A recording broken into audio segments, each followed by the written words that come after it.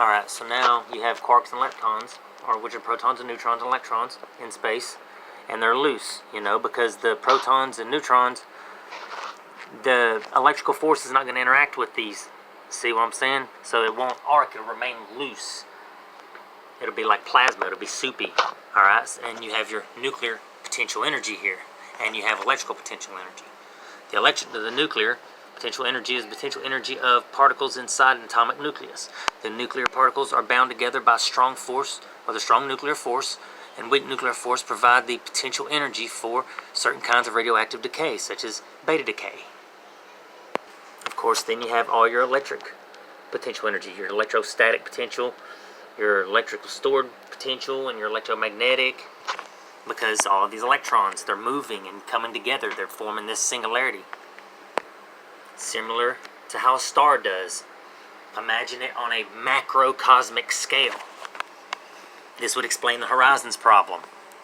Of course, now you have what's considered the Big Bang, but of course you have the cosmic egg, and it's a lot of Zoroastrian, Greek, Egyptian, Phoenicians, Chinese, Phoenish, Polynesians, Dogon mythology.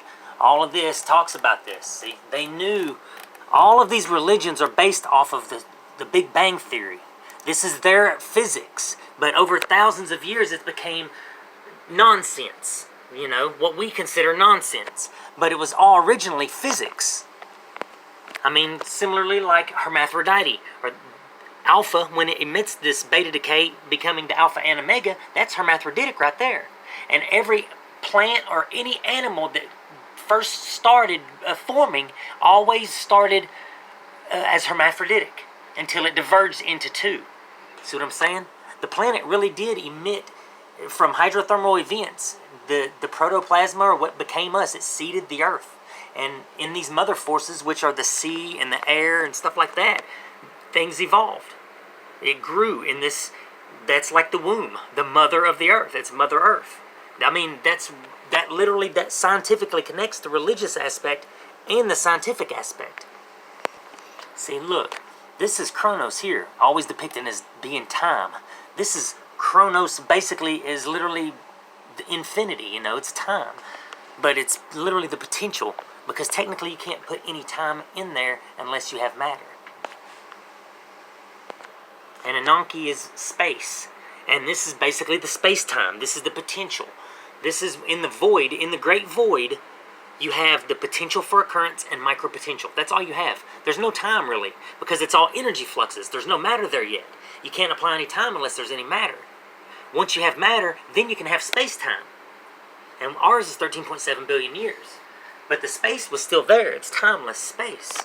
That infinite vastness. And that's why the singularity was so small, because it was compared to infinite empty space. It's like they're trying to tell you something, but they're trying to hide it at the same time. Or they're not understanding the relativity at that point, because relative to empty space, obviously, it has to be relative to something to exist. And that's where the uncertainty principle that Heisenberg was talking about comes in. They can't necessarily predict the Big Bang like they think they can. They can't quantify the space into infinity, into a singularity, and it makes paradoxes. So you have your space-time whenever you have your cosmic egg. Okay, now you have your kinetic energy. Okay, energy which a body possesses by virtue of being in motion. Okay, this is let's see. Energy above that needed to ionize the molecule is carried away as kinetic energy of the electron. Basically, this is when time begins. This is the dark energy. Okay, this is the 13.7 billion years ago is when this began. That was the linear momentum of this dark energy spreading, alright, inside space. Okay, and that's when time began. So this is literally time.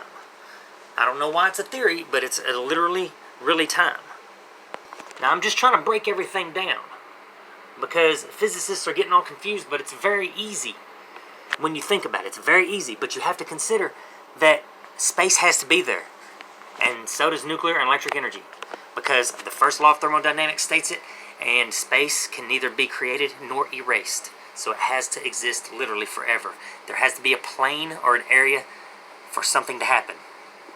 That's that potential for occurrence and that micropotential, because those nuclear and electric energies exist inside that space.